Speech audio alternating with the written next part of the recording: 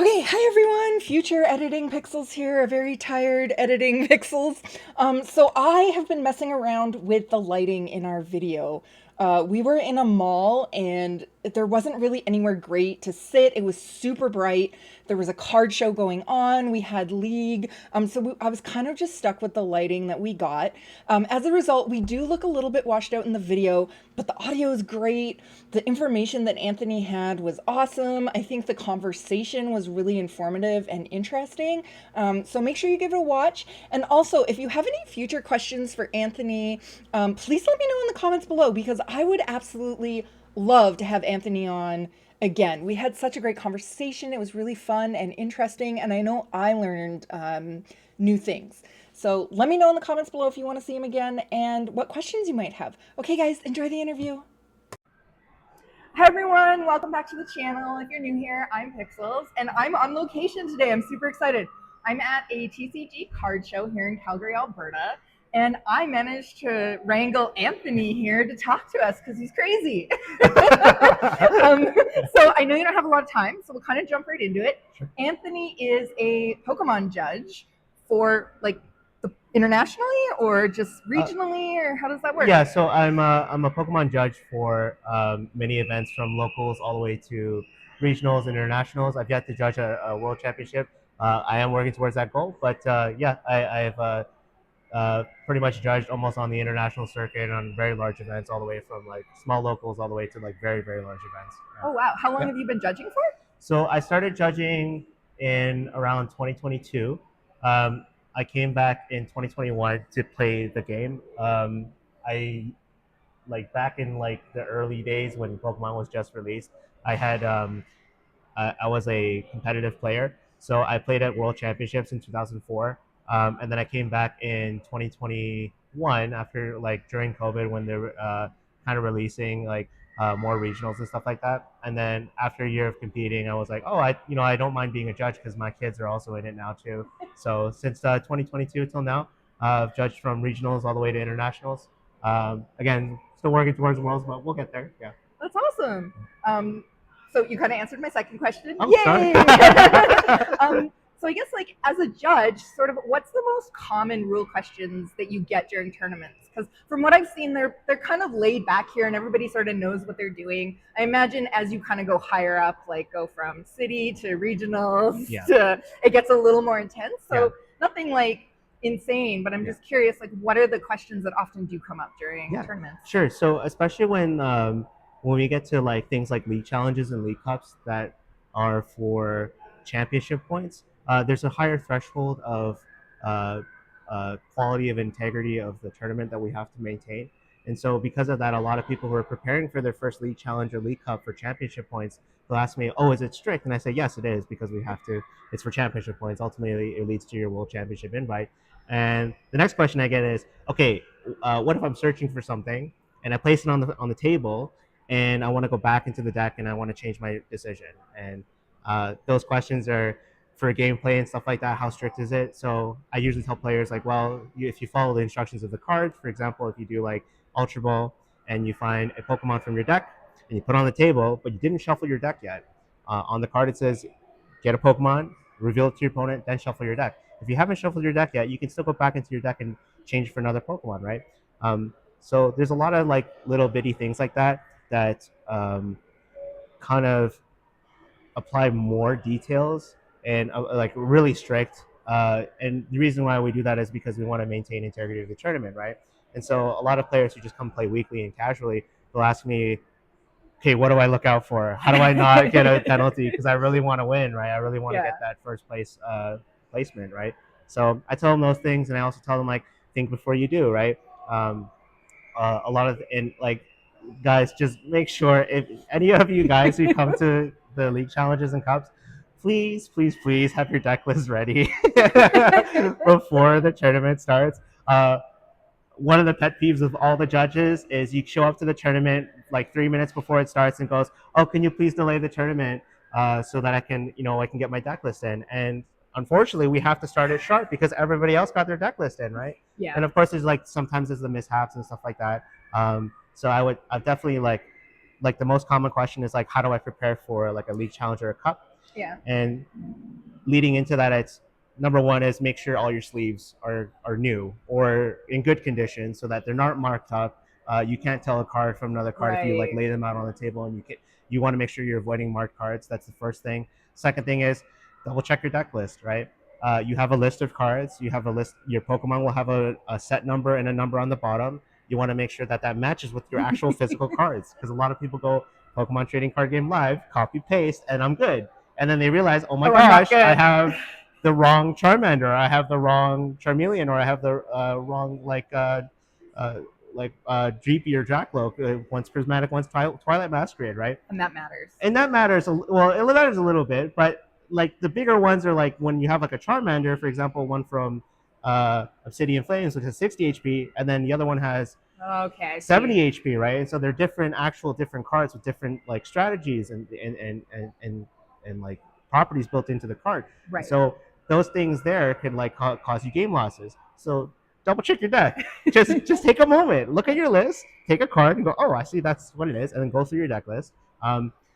Trainers and stuff like that, not a very strict thing where you have to have a certain like copy from a certain set. Trainers are just, we don't care. There's a lot of reprints. You can use older trainers so long as they're the reprint of the same card or they're errated. But yeah, other than that, that's like the second stuff. And then the third stuff is play slower. Take your time. I know that we have only 50, so in best of three, you only have 50 minutes to complete 3 games. So yeah, it is a time crunch, but that's part about learning the game, right? But take your time to make your plays, because the moment you lay a card flat down on the table, It's that's it. It's done. played, That's right? right. So a lot of people go, ah, I didn't realize that that was the case, right? And so Right. um, those are like the main kind of things that people ask me, especially when they come to like stricter tournaments like league challenges and cups. But other than that, like weekly tournaments, I say like, yeah, come and play. I will 100 like people unfortunately know me as like the strict judge, but I Anthony. know. But I what I do is I never imply like I apply penalties, but I don't. I use them as a learning opportunity rather than like if it's. I'd rather you learn at a weekly than if it's high stakes at a At a cup or a challenge regional or where you're yeah. really trying hard to win that prizing, right?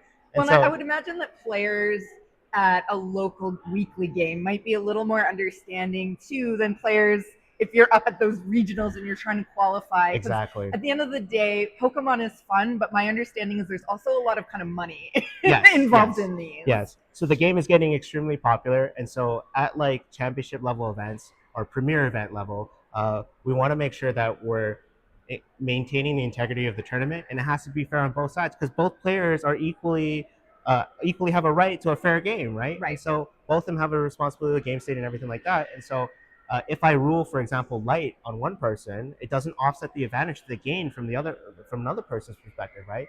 Right. And so uh, even I treat weeklies as close as possible to regionals, but the penalties and things like that, they don't actually matter because Right. at the end of the day, it's like, oh, if you win, it's like, if it's like $5 for a credit per win, right? And you get a double prize penalty, then it's like, okay, realistically, what did I lose? $5 on store credit, but there's 8 rounds or like 6 rounds because there's so many players today, right? And it's Right. a learning experience because um, if you learn that through that penalty, it gives you a You chance can to avoid it later. avoid it later. Exactly when it Right. does matter, when it's like a 1K challenge or like a 1K cup or like a 5K cup, like Right. stuff like that that happens throughout Calgary and even Edmonton, right? And Oh, so wow.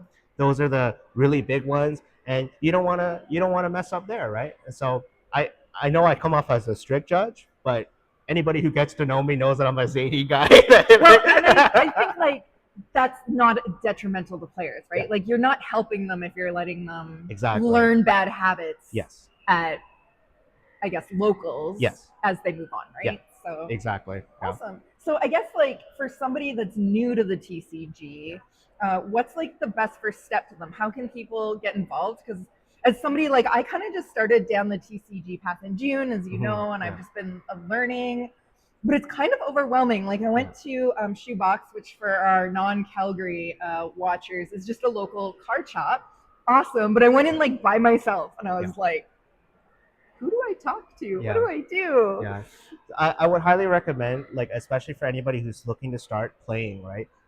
Show up to league nights. So what we have is most Pokemon League stores in Calgary, they have a league night or a weekly league, whether it be a tournament or like a weekly tournament or even like just a come and play and just hang out night, right? So there's casual nights as well.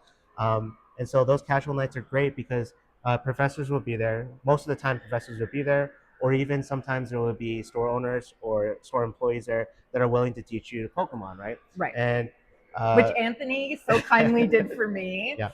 And even though he let me win, I still won. Yeah, I'll never forget that. I mean, to be fair, audience, he didn't play as Charizard. I'll never find Ashley recover from that. I got stuck with an electric deck. Yeah. He was very nice. It was great. Yeah. And I lost my deck out. But yeah, like lots of good places to learn to play the game. And you'll find that, at least in Calgary, all of the people who come to play Pokemon, we're all very close knit and like very. We don't pull punches on the tournaments, but we're very nice. Like a lot of people are extremely It's been so kind. welcoming. Yes. I was shocked at, because I have heard horror stories not about Pokemon but other TCGs, and people take it seriously. I play competitive dodgeball, so I understand how that goes, and everybody's just been so kind and welcoming and not annoyingly so, but almost annoyingly so. Right? Because you're just like, what's the catch here, what's guys? the catch? Yeah. But it's been amazing. Yeah. And then over a long time, it's just like, you just relax into it, and you're like really grateful. Like I'm extremely grateful for Calgary and like how just the Pokemon community when I came in and when I started up again, like early 2021, 2022, right? Everybody was so nice. Everybody was very nice, welcoming. If I needed a card, I could work with store owners. I mean, like, and even players, like, I don't know if you remember, but you were trying to get me sorted out with deck recommendations when you taught me, and I didn't have any Ionos. Yeah. And some random player whose name I now forget. Sorry. It's okay, Mike. He handed me 4. But more importantly, I remembered to give him 4 back later. Yeah. But I don't think he expected it, because he was like, "Oh, it's all good. Thanks, dude." Yeah, and it's crazy because like everybody was at a point where they didn't have any cards or didn't know where to go, and so a huge thing that we've been working on, especially in Calgary, is making like a centralized Discord and also like the Calgary Facebook group, which is all the Pokemon events and information and tools and resources.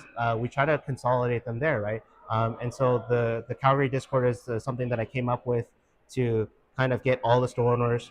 First and foremost, like as a competitor, I wanted more league cups and league challenges, right? Yeah. And so I wanted everybody to like stop booking one challenge on the same Saturday.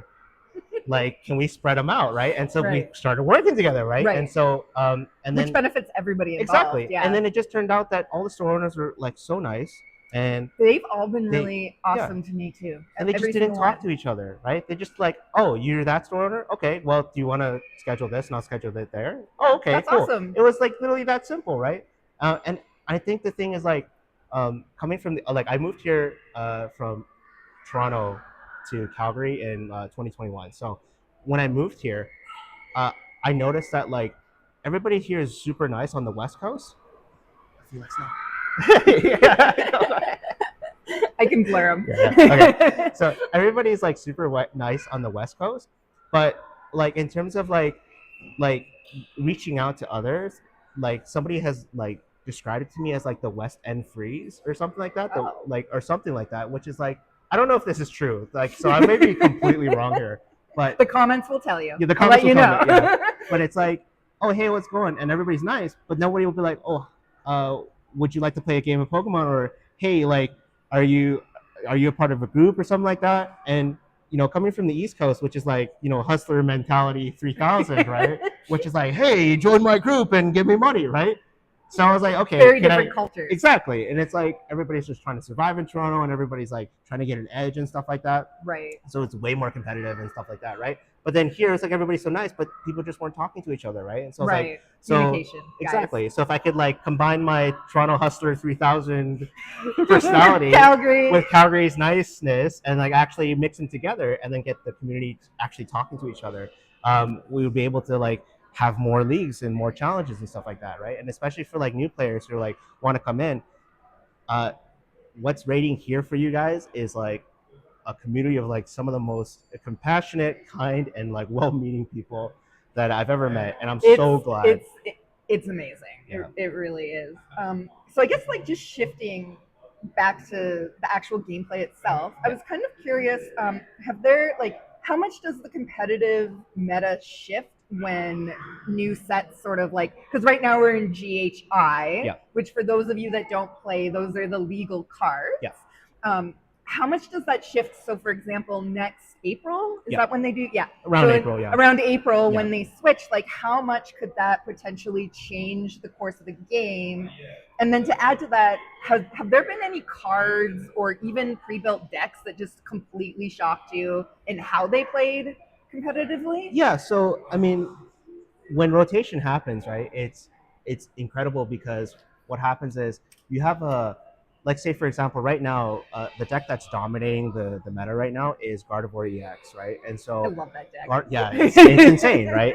Like who knew that putting up single prizers and then manipulating damage counters wasn't a good strategy. It's an amazing strategy, right? Well, and there's so many, like, I don't know if you've gone down the YouTube rabbit hole, Yeah. but so many TCG Pokemon players also have, like, how, that way, Guys, go. I'll blur all the kids. No worries. You're good. What was I saying?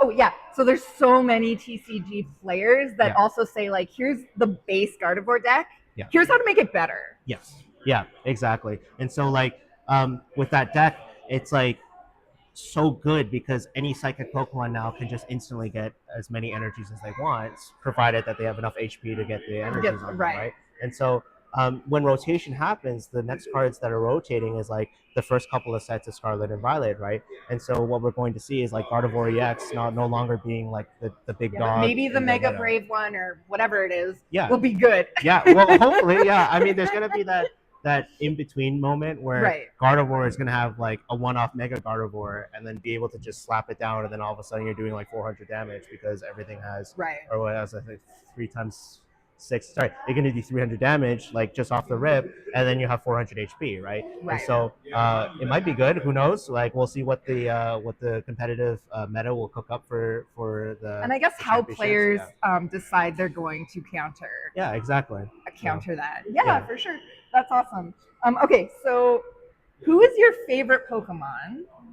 Just generally. And then who's your favorite playable Pokemon? So my favorite Pokemon has to be Quagsire because he's just a silly little guy, and he's bald like me, so it's pretty good there. And he just floats around and goes with the flow, right? In terms of personality, I'm a complete polar opposite of Quagsire. Where I'm very That's zany. where it ends, eh? Yeah, that's where it ends. We just look like each other. But yeah, I really love Quagsire and like Wooper and like that whole line in Paldeans, right? Yeah. Because they're just like they represent like just blissful ignorance, right? And just like everything's gonna be all right. And at the end of the day, like the world is like so crazy and like competitive and like bad things could happen. But at the end of the day, it's like if you just choose to be like, nah, it's all good. And smile like Quagsire, right? You can likely get through all of it, right? And then everything usually turns out completely fine, right? Right. So what's the worst that can happen? Exactly, right? And then like at the end of the day, right? Like love Quagsire because it's like it just brings me back full circle. It's like, okay, no, what will Quagsire do, right? Like I gotta stop freaking out. What would Quagsire do? Yeah. That's hilarious. So then, who for you is the most playable Pokemon? So the most playable Pokemon right now. Like if you were just starting a fresh deck, like who would sort of be your go-to? I think, like, which is I know like a loaded question. I think like so my favorite like Pokemon right now, and kind of my favorite and my hated Pokemon. It's at the same time because Monkey Dory. I was wondering as soon as you were like my most favorite and most hated. Yeah. Because Monkey Dory does a bunch of like things, right? Like it's a cool little guy. He's always chill, right? And then he's just sitting on your bench, and then you attach dark energies, and then you start wreaking havoc on your opponent, right? It's so fun. Yeah, and like who knew that like healing damage and like moving it around and manipulating everything to your favor was insane, right? Like I think a lot of players like really hated like Duskfall, Dusknoir. Somebody was actually just talking about that during today's. We just had a league game, so yeah, exactly. And it's like you control prize trades, right? And it's like, oh, okay, well I have less control over it. But now with Dusknoir, with like Monkey Dory, it's like it doesn't matter if you Dusknoir because now you can move stuff around. So yeah, and like so Monkey Dory, like you can move a bunch of damage on it, right? With it, right? And then you manipulate your prize trade, and then you can choose to take a 6 prize turn, right? Which Right. is like incredible because it doesn't allow Dusknoir, Dusclops decks to frankly set up, right? And so there's like a balance in the meta because of that. But a lot of the things is like I guess I compare like Pokemon with like other games like Magic the Gathering and stuff like that, or like Star Wars Unlimited. And if like 80% of the if like of the top 8 players, if there's like 4 or more that have the same deck, usually the game developers step in and Right. ban cards, right? They're like, Right. no, Yeah. Pokemon is different because again, it's meant for kids, right? And it's also like to be And like some kids yeah, yeah, some kids, are yeah, very good on talking yeah, about very his good. child. Oh wait, I Which try I my should. best. I try my best. And yeah, and like they play those decks, and it's like there's even though the meta is dominated, there's so many plays and so many alternative routes that people don't think about that do add depth and complexity to the game. Right. And so I think Monkey Dory being balanced out with Dusclops is almost an acceptable kind of outcome, especially when you have, for example, like Dusknoir and Dragapult EX being hard countered by Gardevoir with just by having a Blue Conflary, right? Right. So things like that. Like again, so like my favorite Pokemon definitely Monkey Dory because it was like the other boogeyman. And if Monkey Dory was Right. banned, then And kind Dusclops of the has to be banned. chaos Yeah, inserted in it. That's fun. exactly. Yeah. Okay, so this is a fun question. Which Pokemon would make the worst judge, and why is it Jigglypuff? You know what?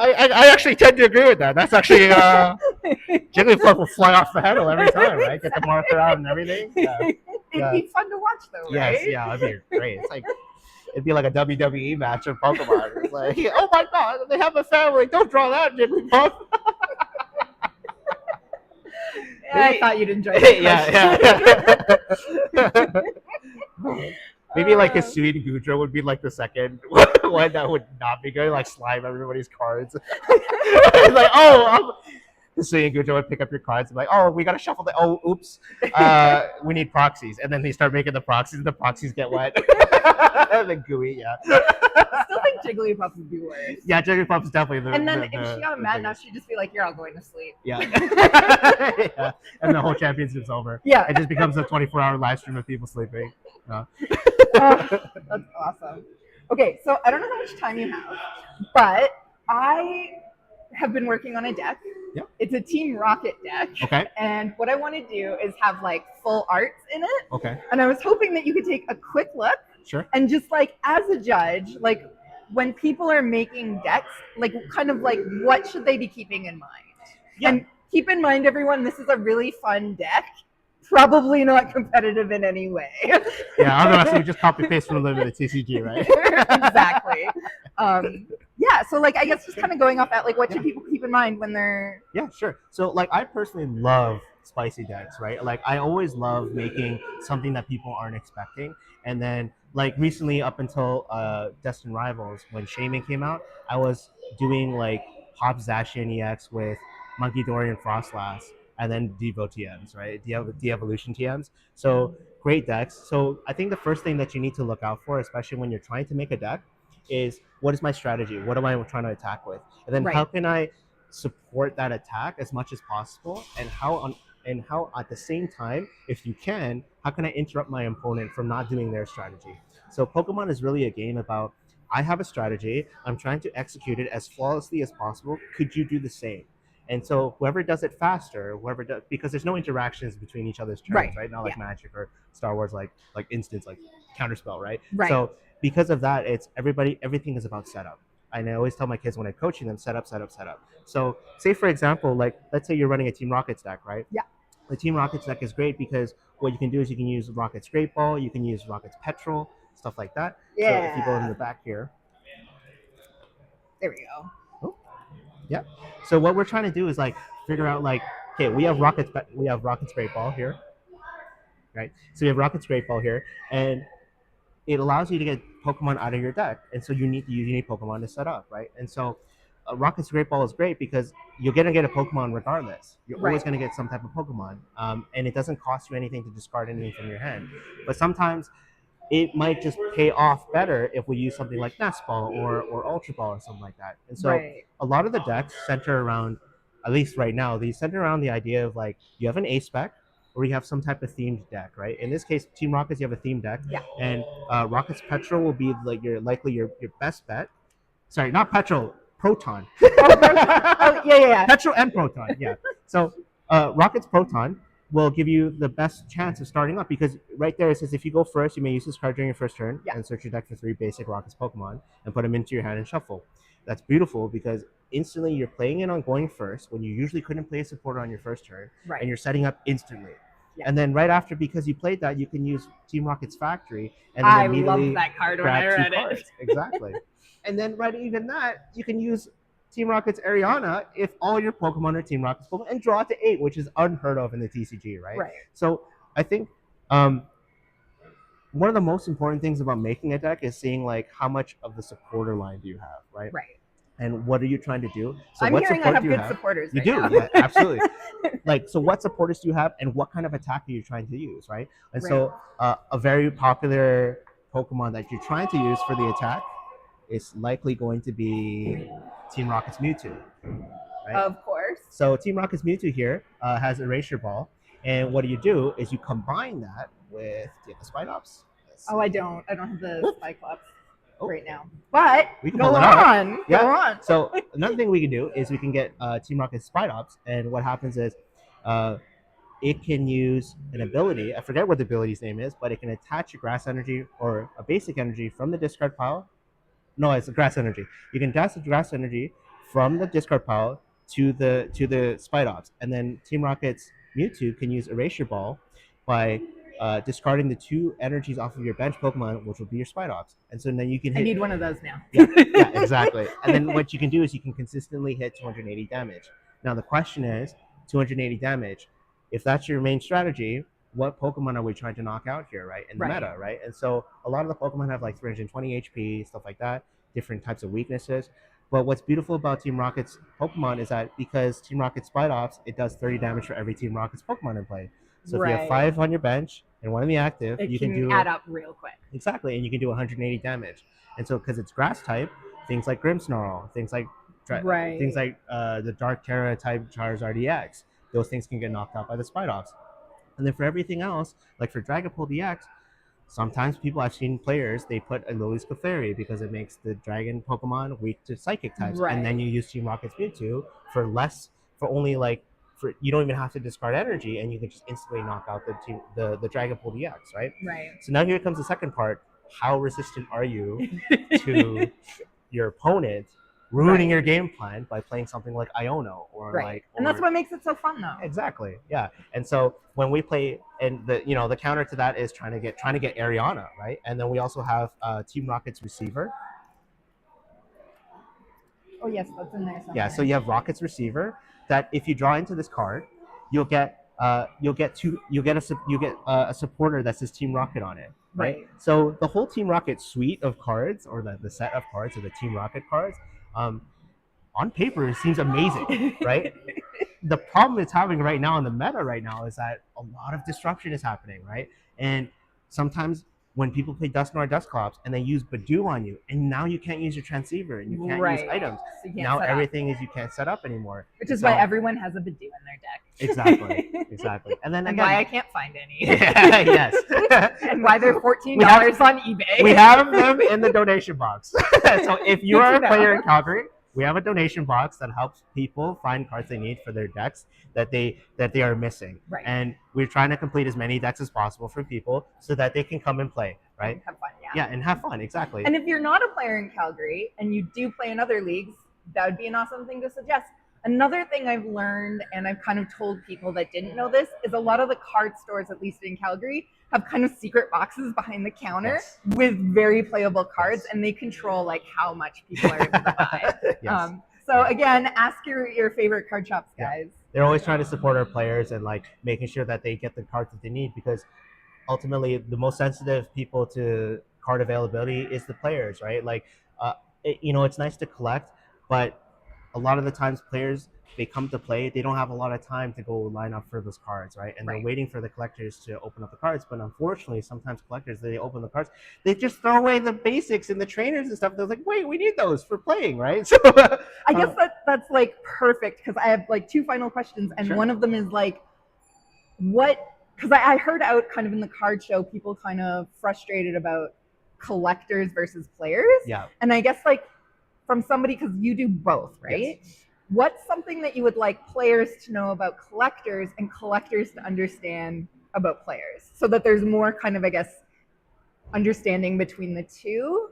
Does that make sense? Because I sometimes it's guess, like yeah. people have expressed frustration Yeah. in, yeah. I guess it's like, I think the only symbiotic relationships you could have, especially with players, is there are players like Pokedads and like Pokemoms or like Pokeparents, right, in general, who are just like trying to get the base rarity of every card, right? Right. Because like, especially if you're like me, I have like two kids, right, and including myself, I play. So every time a card comes out that's good, you need 4 copies in a deck, right? If you need 4 copies in a deck, then times three, I need 12. I'm gonna need 12 of these. Oh my god! And if they're $4 a piece, oh Yeah, my that god, becomes, right? it adds up real quick. Exactly. And so I want to get the base rarity, right? And so I think the thing is with collectors is that like, uh, please, please, please keep your trainers and sell them to stores, like sell them to stores or sell Right. them to players or put them online and like let us come Let's, and buy them, right? and then stores, please, please, please buy them. Yeah, stores, please, please, please buy them. Yeah. But like, yeah, they'll give them bulk pricing and stuff like that. But feel free to post it on the Calgary Facebook group and stuff like that. Just like a bunch of playables. Now, in case any collectors are listening, if you have a bunch of trainers and stuff, go on limitlesstcg.com, look at the top 10 lists, the And I'll top link 10 it in the decks. description below, Yeah. guys.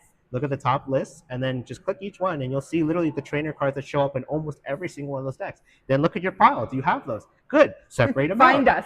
Find us, right? Separate it out and then make posts and then we'll come by and buy them, right? Like, especially like, for example, like Black and White and Black Gold and White Flare came out and we're looking for Hildas and Genesect EXs and stuff like that.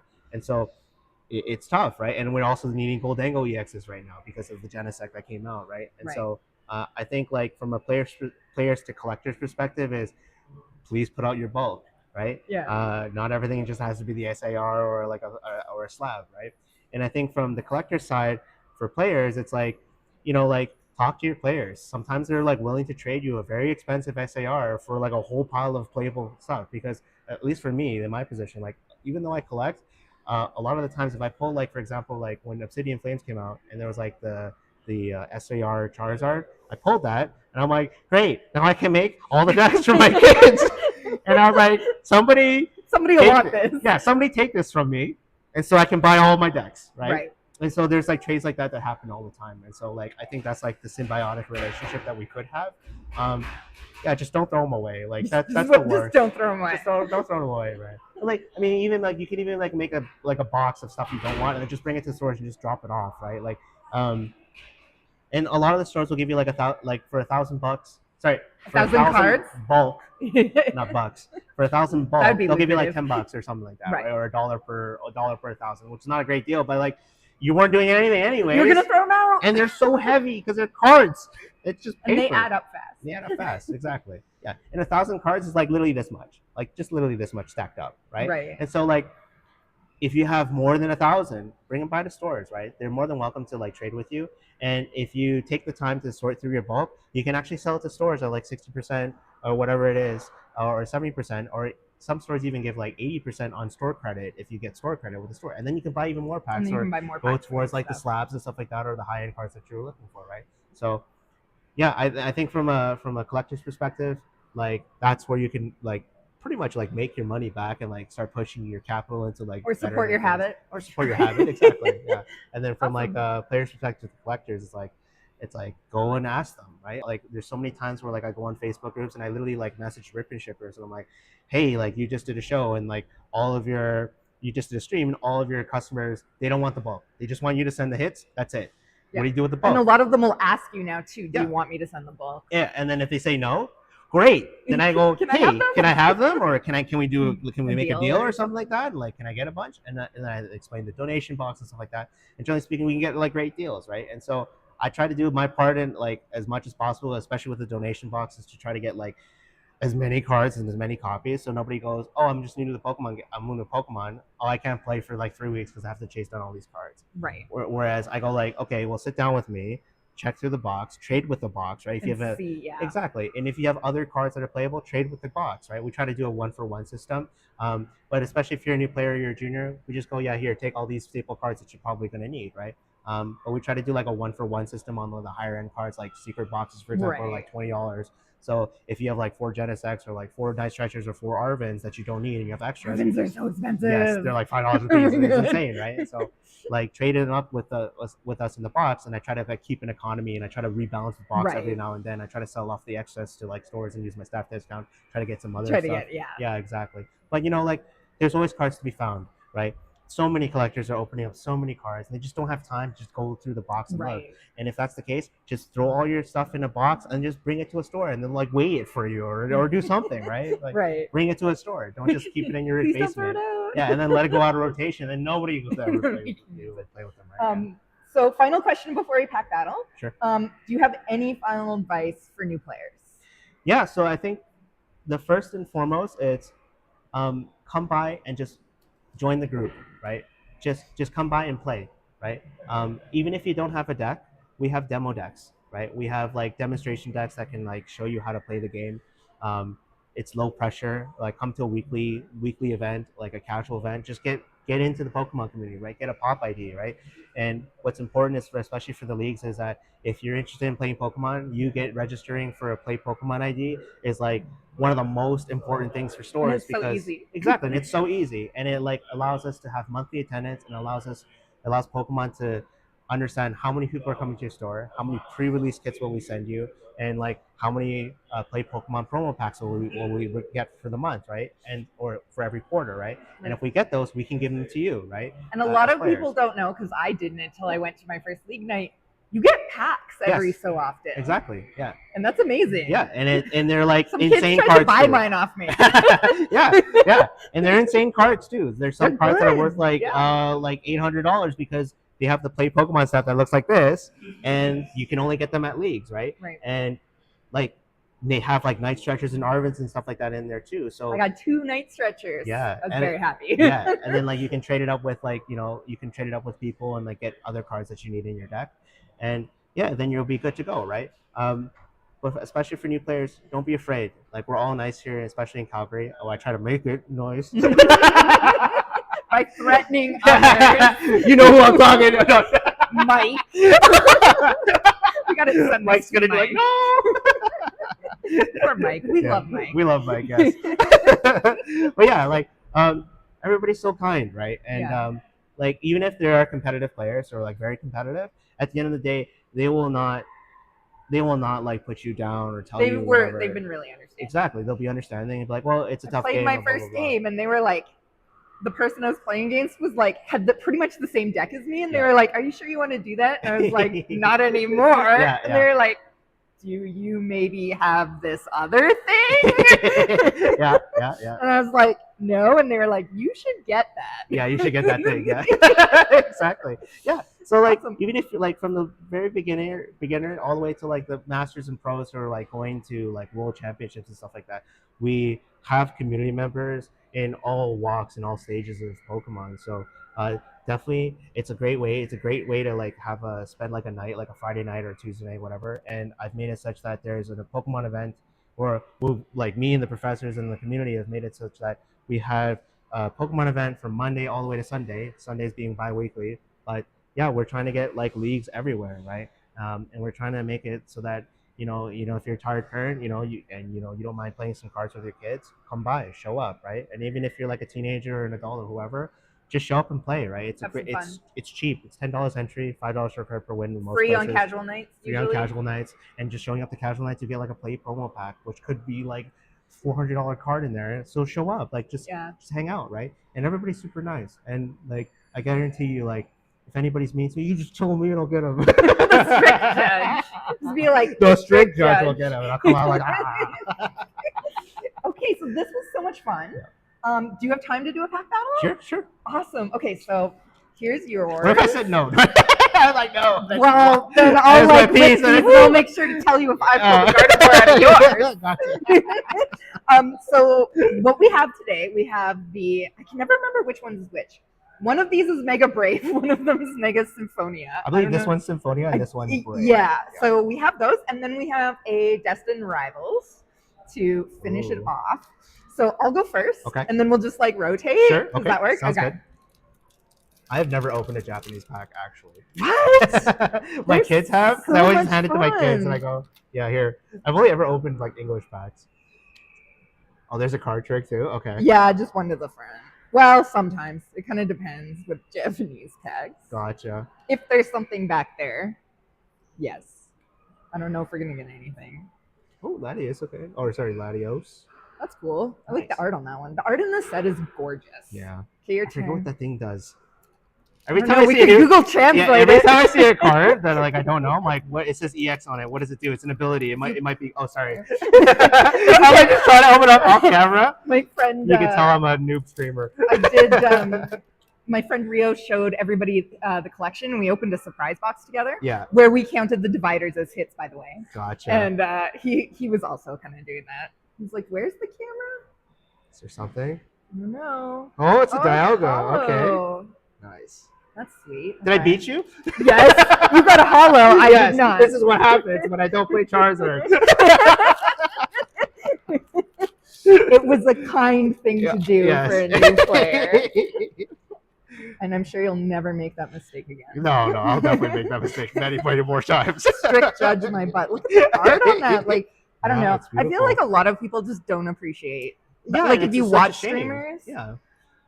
Like, look at that Vulpix. That is amazing. I just want to put that on my wall. A fun thing I like doing with my kids is like getting like a bunch of bulk and like seeing like the beautiful art and just cutting out, actually like cutting out the art and then making like a collage of the art. I'm gonna lose again. You're gonna lose again? Oh no. Well, we'll see what the what Arceus gives me. Okay. Maybe Destined Rivals can determine. Yeah. Okay, so one card to the front, if I remember correctly. Yeah. Okay, and then we split it over. Okay. That's cool. I don't even like that Pokemon. Awesome. That's such Megaton's a cool artwork. one of my favorite Pokemon. Megaton is the Pokemon I the use. Santa Pokemon. Yeah, Megaton is the Pokemon I used to get into Worlds in 2004. Oh, nice. He's so cute. He's just like chilling. Woo! Oh, It's nice, a cool. Mega Kangaskhan. I will say Venusaur. I swear I've played Pokemon before. Nice hit for you. Okay, I've got some sleeves for after. All right. I was like, I don't want to ruin your nice, beautiful card. No, that's yours. You pulled it. Wait, what? No, I could have possibly accepted. That's how this works. Oh, okay. It's a thank you for doing this. Oh, Unless I you see. pull like a really expensive Mew, Yeah, and then we it's might yours, have to talk. 100%, yeah. Gotcha. No problem. Maybe at all. splitsies. If anything happens, I just go to Pokemon Center. What's the pack? I think it's 4. Is it 4? Well, we're gonna find out. Okay. Oh. No, I lost. Might win Worlds. That Crustle. I love this Pokemon. Yeah, He always makes me Scovet's laugh. an OG. Psyduck. I love Psyduck. Yeah. So underrated. It's a silly boy. Oh, I needed more of those. Yes. Perfect. And another Psyduck. I lose. Is Psyduck what was the Oh, rare? the hollow. Oh, it was the Crustle. Yeah, it was Okay, the Crustle, gotcha. yeah. Okay. All right. Right, because Crustle's a great Pokemon. I forgot completely. Okay. I'm butchering this pack. Holy moly, this How pack dare is you? not having a You good call day. yourself a Pokemon professor? Right? Do that to the packs? How could you? Okay, code card. Do you want me to show the code card? You can show the code card. Okay, Yeah, absolutely. Here you go, folks. For There's all the you code card. hunters. Yeah. I think it was 4, right? I think it's 4, yeah. Okay. You'll know. Is there a... Oh, no. Oh, well. Oh, whatever. Okay. Okay. Jupiter. Team Rocket's Archer. This is a great card, by the way. It's like a mini Roxanne. So you get knocked out, and you can make your opponent shuffle their cards, and they only draw 3, and you draw 5. So you can nice. You can interrupt your opponent with it. Put And that in my Team Rocket that's me deck. when somebody gets a DPC, a double prize penalty. That's wicked artwork. That would be so cool That is as a like cool a full artwork. artwork. Yeah. It's Okay, just wait. Woo! That's pretty good. Okay, energy. I think that might have been your hint. Yeah. Pichu. Pichu. Deceit. Oh, I really like this artwork Overpass. too. Nice. Okay, awesome. I think you won that one because Crustle is easily a better Pokemon. But I think you won overall. Look at this. Is that Kangaskhan? Is that how you say that? Mega Kangaskhan. Yeah, that's awesome. Yeah. Good hit. I remember this guy, and I was looking at him, I'm like, dude, where's the baby out?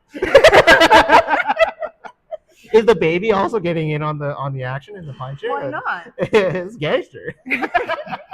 This set is just so every card just looks awesome. Like look at the colors on that. Yeah. That's amazing. Yeah. This was so fun. Cool. Yeah. Thank you so much. Thank you so much. I really appreciate it. Yeah. Okay. Bye everyone. Make sure that you like, subscribe, and leave a comment below. Let us know who your favorite Pokemon is and what your favorite playable card is. I'll catch you in the next one. Hi everyone, future editing Nick here. I just wanted to quickly show you guys. Anthony gave me this prize pack league thing to open. So I thought I would open it up and just stick it at the very end of this video so that you can kind of see what kind of stuff that we get out of these league packs.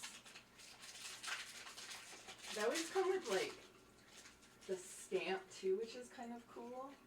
This is my second league pack ever. I'm super excited to be opening this. Okay, we got lightning. Okay, there we go. Okay, lightning. Buddy poppin'. Ooh, night stretcher. That's a good one.